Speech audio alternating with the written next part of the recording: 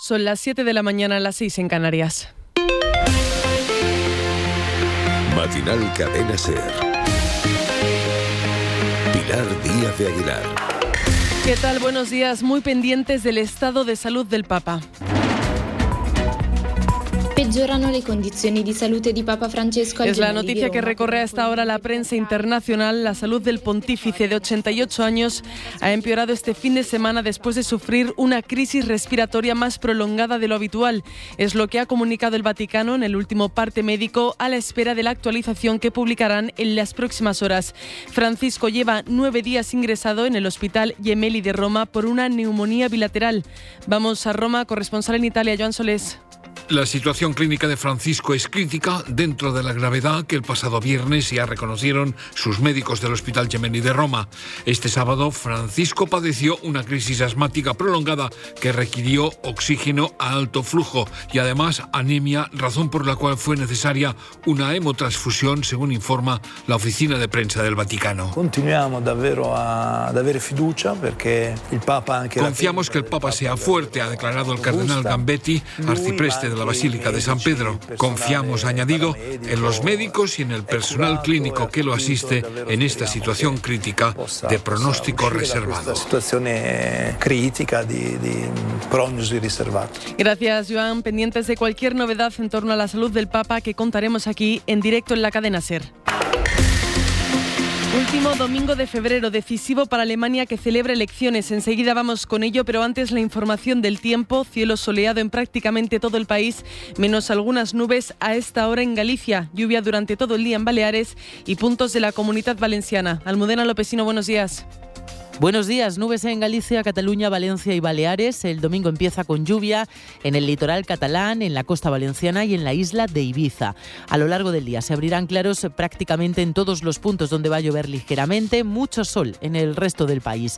Y en cuanto a las temperaturas, bajan las mínimas. De hecho, a esta hora hace bastante frío, sobre todo en el centro peninsular, pero a medida que avance la jornada, valores de entre 7 y 14 grados en Castilla y León, también en la Comunidad de Madrid, hasta 19 en Cádiz o Murcia, y en el resto, también en el norte del país, rondarán los 17. Cuidado con los bancos de niebla a esta hora en Castilla y León, son muy densos y hay poca visibilidad. Es domingo, es 23 de febrero y así empieza este matinal SER con Miguel Hijosa y Emilio Escribano en la técnica y Javier Díaz y María Ibáñez en la producción. Comenzamos. Matinal Cadena SER. Jetzt werden wir, liebe Freundinnen und Freunde, die Freiheit der Bürger, nicht nur Lippenbekenntnis. Es darf keine zufällige Mehrheit geben. Son los 3 candidatos con más fuerza en los últimos mítines de estas elecciones. En unos minutos, a las 8 de la mañana, abren los colegios electorales en Alemania. Casi 60 millones de personas están llamadas a las urnas en unas elecciones clave para el futuro del país y de la Unión Europea. Estos comicios están marcados por el ascenso de la extrema derecha, Alternativa para Alemania, que según los últimos sondeos puede hacerse con el 20%, 1 de cada 5 votos. Sería la primera vez que los ultras se hacen con el segundo puesto desde la Segunda Guerra Mundial. El partido del actual canciller, los socialdemócratas de Olaf Scholz, llegan muy debilitados y se quedarían con la tercera posición. Según las encuestas, el líder de la CDU, la derecha tradicional de Friedrich Merz, parte como favorito. Este sábado, en su último mitin, recordamos que en Alemania no hay jornada de reflexión, ha dado por hecha su victoria y ha dicho que está listo para asumir la responsabilidad. Corresponsal en Berlín, Carmen Viñas.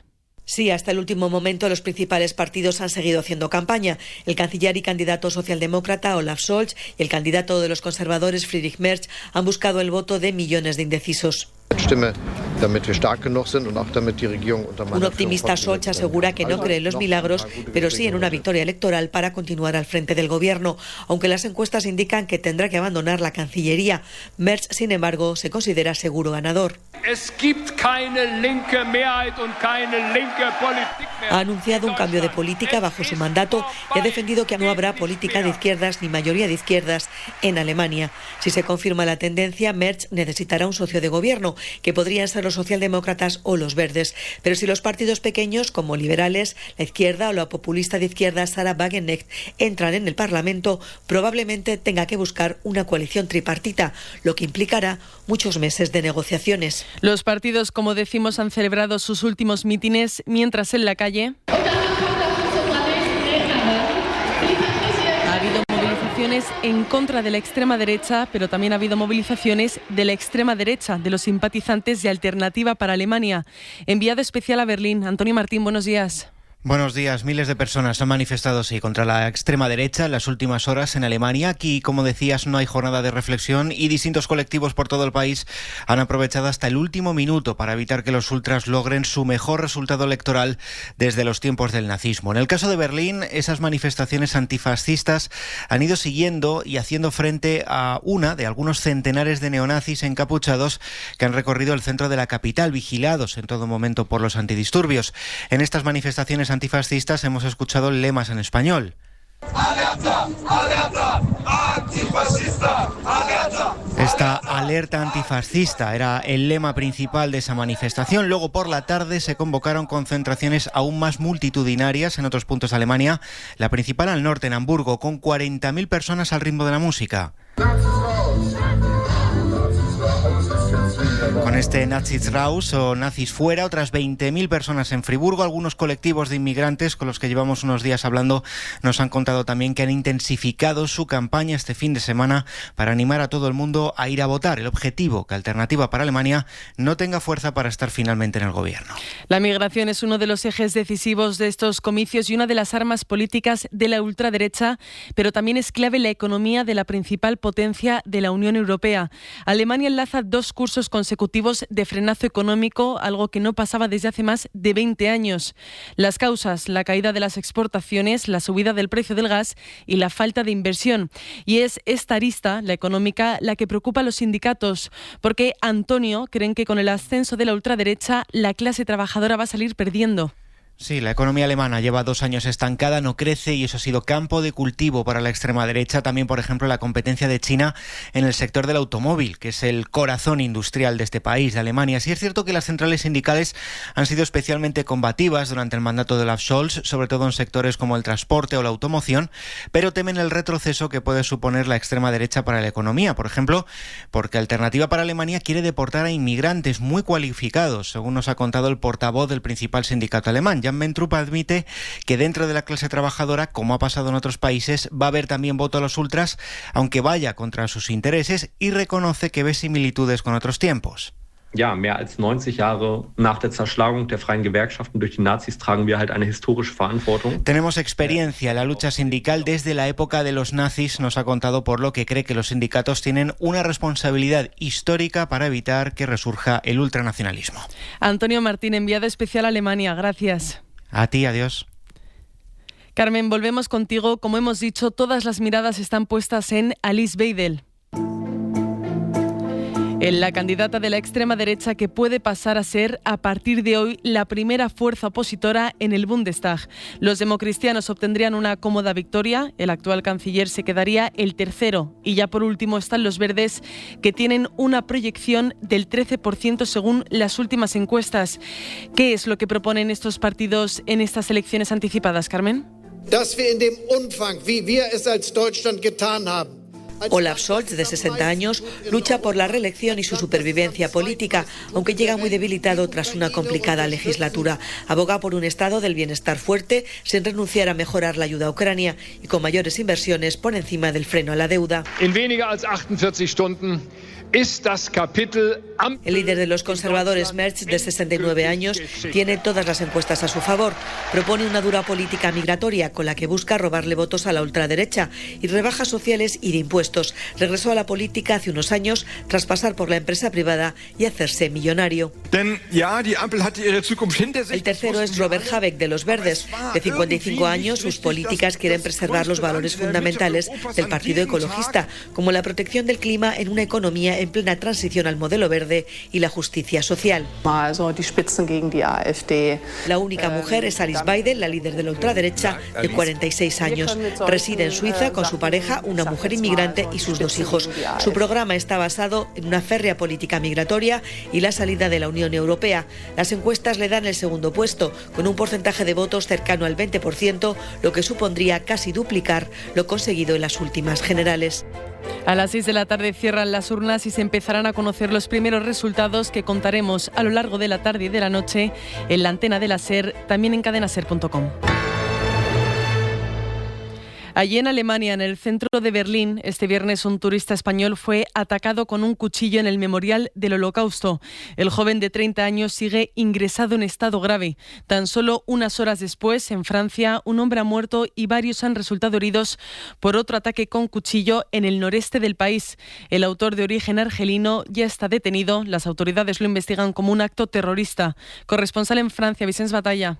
Según las autoridades francesas, el individuo de 37 años de nacionalidad argelina atacó con un cuchillo a primera hora de la tarde del sábado a los policías municipales que se hallaban en el mercado de la ciudad de Mulhouse, en Alsacia, cerca de la frontera alemana. En ese momento habría gritado Alá Akbar y apuñalado mortalmente a un portugués de 69 años que trataba de interponerse. Dos policías municipales resultaron gravemente heridos en la carótida y el tórax, mientras que otros 3 lo fueron levemente cuando detenían al atacante. Desde el Salón de la Agricultura en París, inaugurado este sábado, el presidente francés Emmanuel Macron hacía estas declaraciones. Este es un acto terrorista, no hay duda. Un acto terrorista islamista, dado la expresión del terrorista, enfatizaba Macron. Por su parte, el ministro de Interior, Bruno Retailleau, precisó que el atacante había sido condenado por apología del terrorismo y tenía una orden de expulsión del territorio, pero que Argelia se había negado hasta en 10 ocasiones a acogerlo. El ministro abogó por un cambio en la ley en estas circunstancias, aunque también dijo que este individuo padecía trastornos psiquiátricos. Gracias, Vicens. Es el sonido de las familias de los más de 600 presos palestinos que aún no han sido entregados por Israel.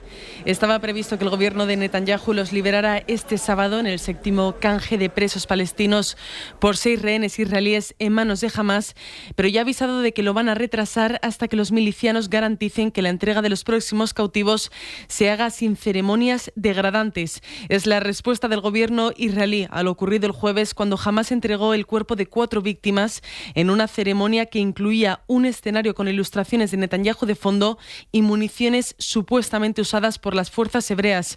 María Ibáñez, buenos días. Buenos días. Israel retrasa la liberación de 620 presos palestinos que estaba prevista este sábado por los espectáculos de Hamás en las entregas de rehenes a la Cruz Roja, con escenarios donde suben para firmar su propia libertad. Incluso los milicianos ceden micrófonos a los rehenes para que digan unas palabras. Como ha sucedido en Nuseirat, en el centro de la Franja de Gaza este sábado, donde han sido liberados 3 rehenes. Uno de ellos ha sido obligado a besar a 2 de sus secuestradores. Horas después, Hamás ha revelado en un vídeo que otros 2 rehenes israelíes que no han sido puestos en libertad han presenciado desde dentro de un coche como si han liberado a otros. Aparecen en la grabación llevándose las manos a la cabeza y pidiendo a Netanyahu que acabe de una vez la guerra. Estas muestras de crueldad, así las define Tel Aviv, y las ceremonias humillantes con fines propagandísticos de Hamás son los motivos por los que Israel ha retrasado la liberación de los 620 presos palestinos.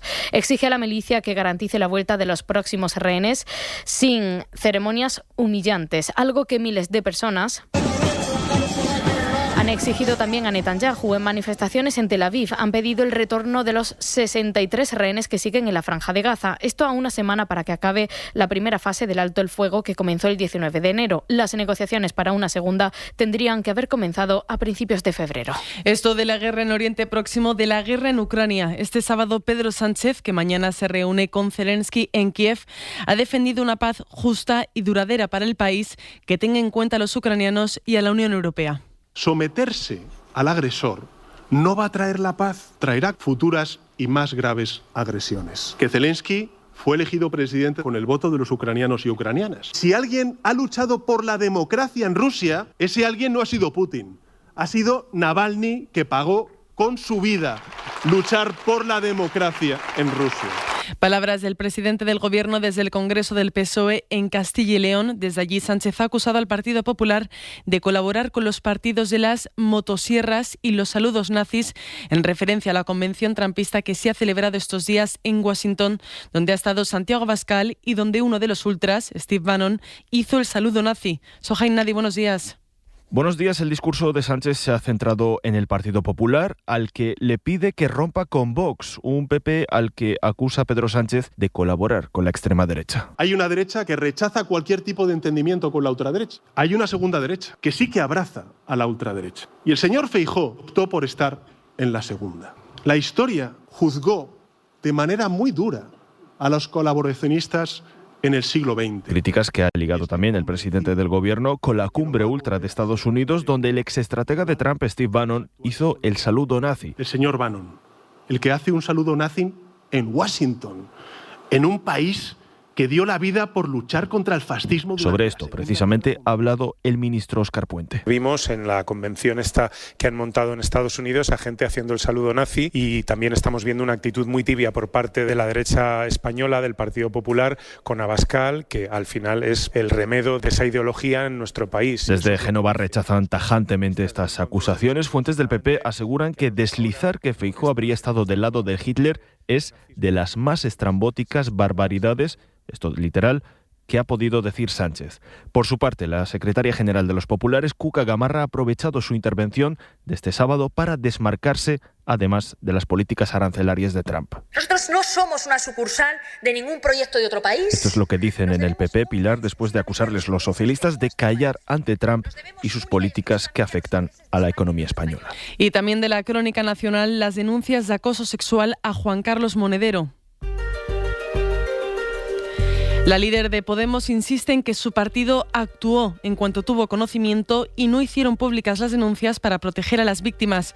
Eso es lo que dice Belarra, a pesar de que hay varios mensajes en redes sociales supuestamente de apoyo después de septiembre de 2023, fecha en la que les llegaron estas denuncias. El Partido Popular acusa a Pedro Sánchez y a sus socios de ver, oír y tapar.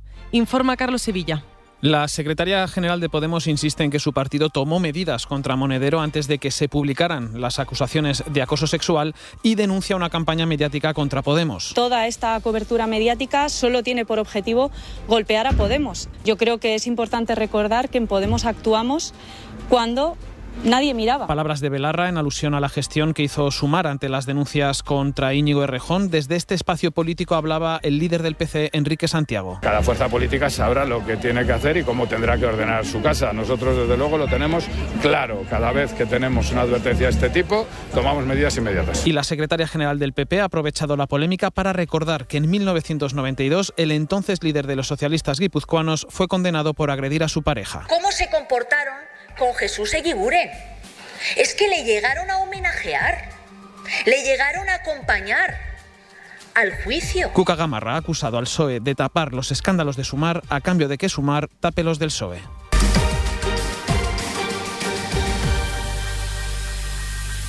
En Orihuela, en Alicante, Carlos Mazón ha sido increpado por un grupo de manifestantes antes de entrar en un acto del PP, algo que casi es costumbre porque el presidente de la Generalitat ha escuchado gritos pidiendo su dimisión en muchas de sus apariciones públicas desde el 29 de octubre, el día de la Dana que se llevó por delante la vida de 224 personas en Valencia. Información de Adrián Sánchez. La policía ha identificado a varias personas que han protestado este sábado por la mañana a las puertas de un acto del PP valenciano al que ha asistido Carlos Mazón en Orihuela. Los manifestantes habían convocado una concentración para mostrar su rechazo a la reubicación de un instituto en la ciudad, pero también han criticado al presidente por su gestión de la Dana y se han vivido momentos de tensión con algunos militantes del PP.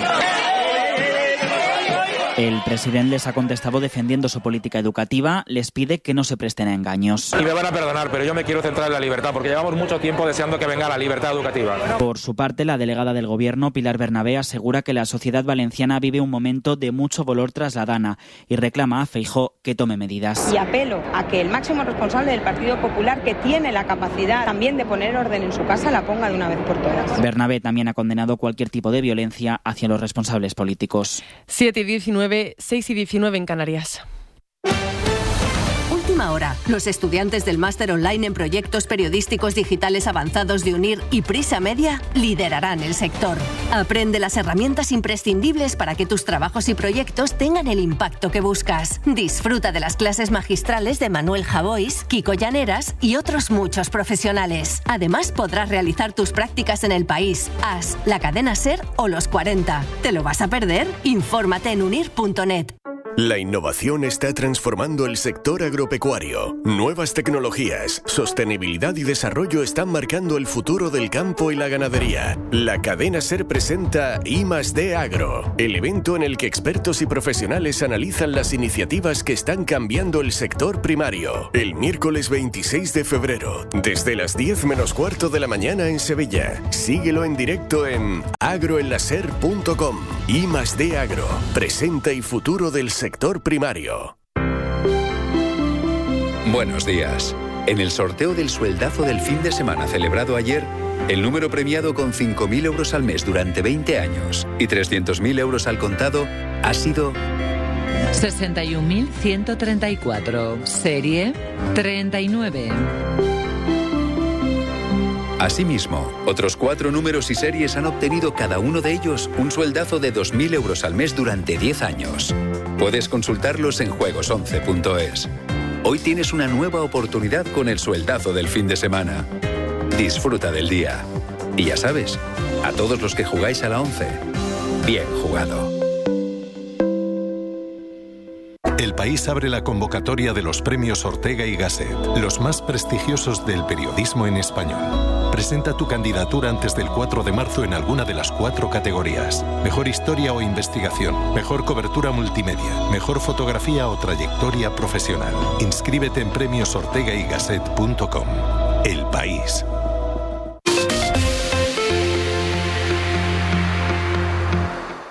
La Convención de Acción Política Conservadora, la convención de la ultraderecha mundial, ha terminado este sábado en Washington con un discurso de Donald Trump enfocado en su primer mes al frente de la Casa Blanca. En el acto han estado líderes como Milei o Abascal. El francés Bardella, la mano derecha de Le Pen, abandonó la convención el viernes después de conocer que uno de los presentes, como comentábamos antes, Steve Bannon, había hecho un gesto nazi durante su intervención. Siguiendo el acto ha estado la corresponsal en Washington, Sara Canals, buenos días. Buenos días. Un Donald Trump pletórico, satisfecho por su primer mes de mandato y que antes de entrar en materia ha agradecido la presencia de líderes de la ultraderecha mundial, como por ejemplo Santiago Abascal. The leader of Spain's Vox Party, Santiago Abascal. Aunque no ha sabido pronunciar correctamente su apellido, lo escuchábamos. Acto seguido ha repasado sus iniciativas estrella, como los recortes drásticos de Elon Musk, los aranceles, la extracción de petróleo, la deportación masiva, y también ha atacado con dureza a sus enemigos, como los medios liberales, Kamala Harris o Joe Biden, de quien ha dicho que todo lo que tocó se convirtió, y esto es literal, en mierda. Every single thing he touched turned to shit. Okay. Como la economía o la inmigración, cuestiones que con cierta burla y soberbia ha asegurado que le provocan enfado. Angry. When I see that, I get angry. Y así, dándose un baño de masas, ha clausurado esta convención que ha aglutinado a sus más fieles seguidores, donde hemos visto saludos nazi, muchos indultados por el asalto al Capitolio allí presentes, y eslóganes de Trump 2028. Su entorno fantasea con la idea de verlo gobernar por un tercer mandato, aunque es algo que sería inconstitucional. Y hablando de ultraderecha, en Portugal ha fracasado la moción de censura a Luís Montenegro promovida por Chega, el partido de extrema derecha que es la tercera fuerza parlamentaria. Los ultras han querido echar al líder del gobierno luso después de que se hiciera público que su familia tiene una empresa que se dedica a la consultoría y a la actividad inmobiliaria. Este domingo a partir de las 2 de la tarde hay Liga, hay Carrusel. Juega el Madrid. ¡Hola, Kylian Mbappé! Era una cuestión de tiempo, era una cuestión de que la estaban peinando, la estaban tocando, la estaban realizando. Solo faltaba enchufarla. Desde el Santiago Bernabéu, Real Madrid, Girona. Y además, Athletic Club Valladolid, Getafe Betis y Real Sociedad Leganés.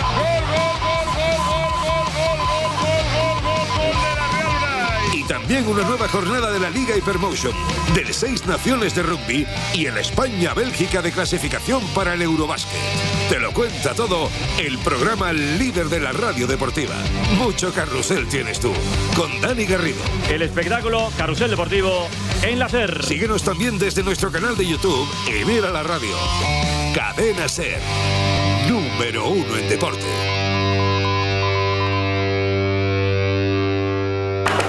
En Matinal, los deportes.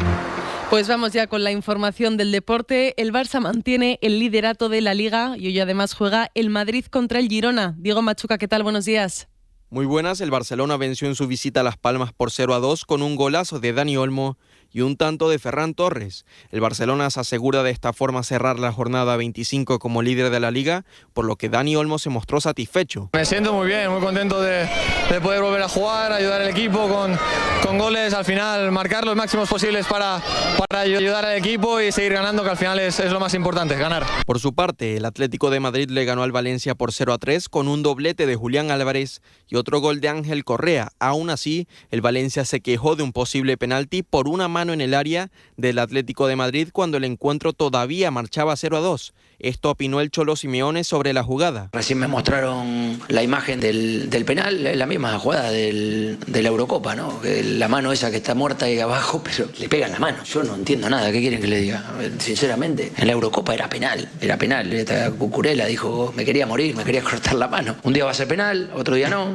Y bueno, ojalá que podamos siempre manejar la misma línea para con todos los equipos. Con esta victoria, el Atlético de Madrid ha pasado al Real Madrid en la clasificación, pero eso sí, a la espera de lo que haga hoy el conjunto blanco frente al Girona a las 4:15 de la tarde. En medio de las quejas que ha presentado el Real Madrid sobre el arbitraje, Carlo Ancelotti dejó claras sus pretensiones. Yo mantengo mi opinión y quiero una competición lo más limpia posible. En el Madrid son baja Militao y Carvajal por lesión y Bellingham por expulsión, mientras que el Girona no podrá contar ni con Yangel Herrera ni Danjuma. En los otros partidos ya disputados de esta jornada 25, el Villarreal venció por 0-1 al Rayo Vallecano y el Español hizo lo propio frente al Alavés. Por su parte, además del encuentro del Madrid contra el Girona, hoy el Athletic Club recibe al Real Valladolid a las 2 de la tarde, el Getafe al Betis a las 6:30 y a las 9 de la noche la Real Sociedad se enfrenta al Leganés en segunda división. El Córdoba venció 0-1 al Racing Club de Ferrol, el Oviedo se impuso por 1-2 al Burgos, el Almería y el Sporting de Gijón igualaron a 1,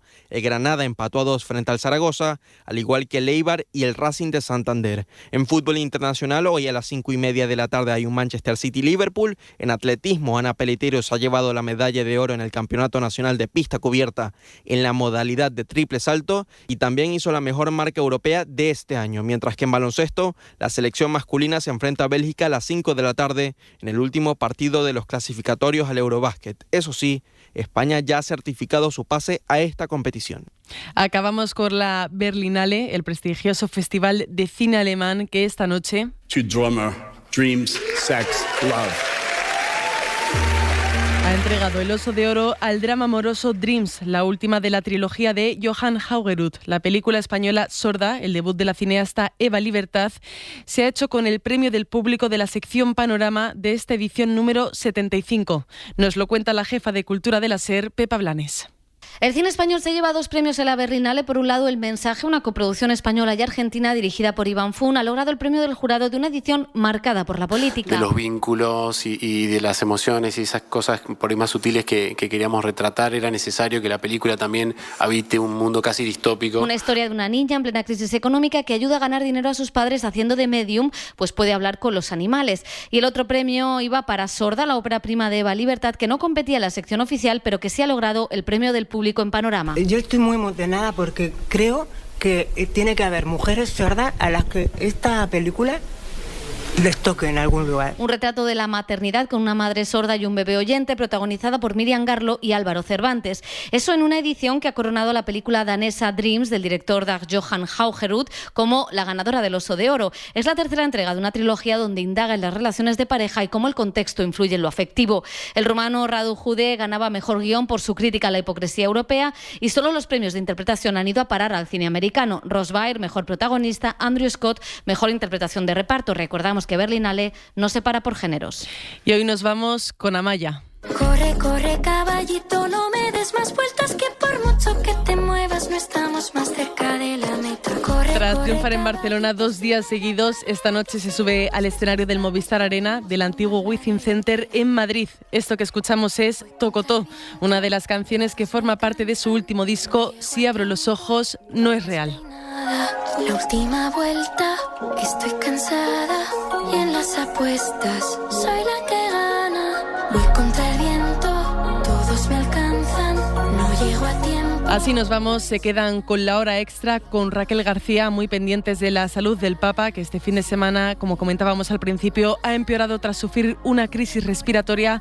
Cualquier novedad la contamos aquí, en la SER. La información vuelve en media hora en A Vivir con Javier del Pino y en todo momento en cadenaser.com y en nuestras redes sociales. Que tengan un feliz domingo.